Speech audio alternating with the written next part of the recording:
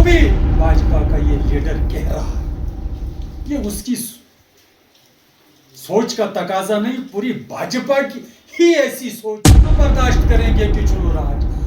बशीर साहब ने काम किया, सजाद साहब जमहूरियत है, सजाद साहब आगे आए, उन्होंने लोगों के दिल जीते, काम किया। बेटा भी अगर लोगों की सेवा करेगा, लोग अगर उसको इस काबिल समझेंगे, लोगों का दिल जीतेगा, वो भी बनेगा। इसमें क्या है, तुम भी इलेक्शन में हिंदुत्व जिंदाबाद। आज जो भी जितने भी बेशतर मेजॉरिटी में जो लोग समाज के रिजेक्टेड लोग थे, इनके सर पे 10-10, 15-15 हिंदुओं के कत्ल हैं, केस FIR दर्ज हैं, वो आज भाजपा के सीनियर लीडर हैं। महेंद्र जी, जो आज आपने प्रेस कॉन्फ्रेंस बुलाई है, उसकी गर्जो-गायत क्या है? थैंक यू सर, आपको तकलीफ दिया शॉर्ट टाइम में। गर्जो-गायत है कि हाल ही में हमारे ऑनरेबल मिनिस्टर साहब का पूरा चुनाव वैली का दौरा रहा, तो कुछ क्रिटिक्स जायज़ है, चलो डेमोक्रेसी है, कोई भी कुछ बोल सकता है, लेकिन हमारे नुक्ते नज़र से, आम लोगों के नज़रिए से ऑनरेबल मिनिस्टर का दौरा पर निहायत ही कामयाब रहा, चूँकि उन्होंने यहाँ बहुत सारे वफूद के साथ मुलाकात की, जैसे PHE वर्कर्स थे, उनको आश्वासन दिया गया कि आपकी रेगुलराइजेशन पॉलिसी जल्द उसकी इम्प्लीमेंटेशन होगी, बनेगी, आपको रेगुलराइज किया जाएगा।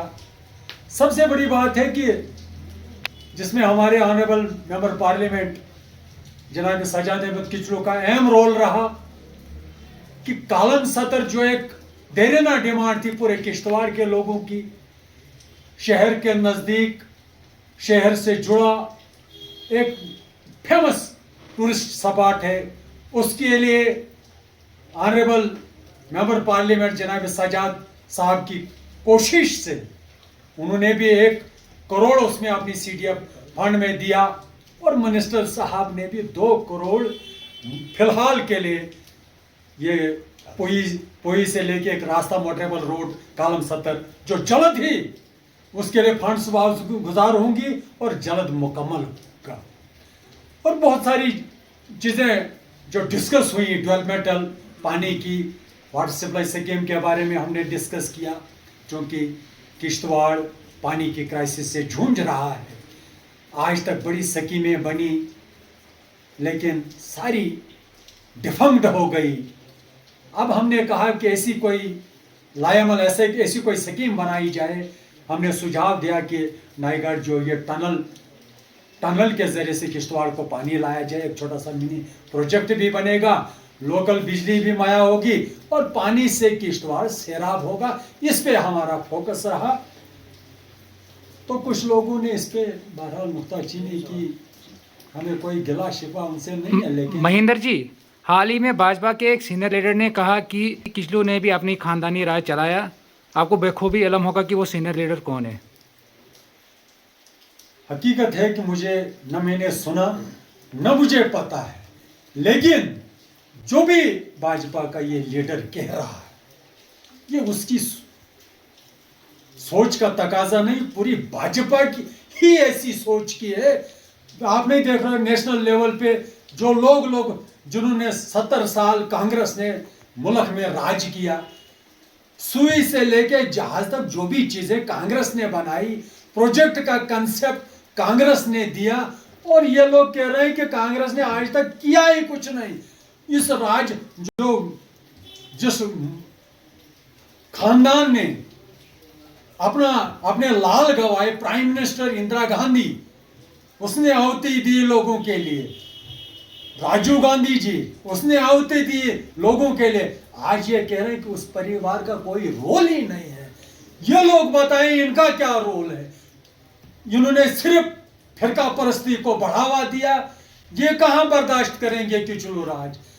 बशीर साहब ने काम किया, सजाद साहब जमहूरियत है, सजाद साहब आगे आए, उन्होंने लोगों के दिल जीते, काम किया, जमहूरियत है। इलेक्शन से ये थोड़ा बैकडोर एंट्री से आया, ये मुलाजम है, बैकडोर एंट्री से सजाद साहब बने। अरे चुने हुए नुमाइंदे हैं, मिनिस्टर रहे, 2002 में इलेक्शन जीता, 2008 में इलेक्शन जीता, पार्टी के वफादार रहे, लायल रहे, लोगों की खिदमत की, सेवा की। उसका बेटा भी अगर लोगों की सेवा करेगा, लोग अगर उसको इस काबिल समझेंगे, लोगों का दिल जीतेगा, वो भी बनेगा। इसमें क्या है, तुम भी इलेक्शन लड़ो। ये जनाबी आपको मैं बताना चाहूंगा किस बीजेपी की बात कर रहे हो, जो कल तक हिंदुत्व ये सिर्फ पावर हड़पने की बात है, कोई हिंदुत्व नहीं है। कल तक आप लोग ही देख रहे थे, सुन रहे थे, हिंदू खतरे में, हिंदुत्व जिंदाबाद।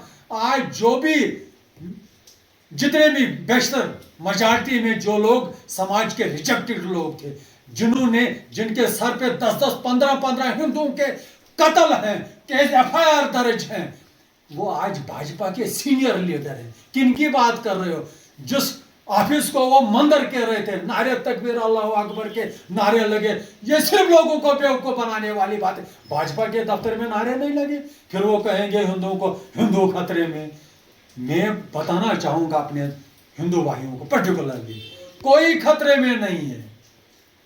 सिर्फ खतरे में इनकी कुर्सियां हैं, इनकी सोच, चूंकि इनकी सोच ही ऐसी बनी है, डिवाइड एंड रूल, अंग्रेजों की पॉलिसी पे ये चल रहे हैं, लोगों को बांटो राज करो, यही वही चल रहा है। लेकिन 29 आने वाले काल में आप देखो, 24 के इलेक्शन में फूक के ये लंगड़ी सरकार इन्होंने बनाई, 29 में लोग इनको सत्ता से बाहर कर देंगे, रिजेक्ट कर देंगे।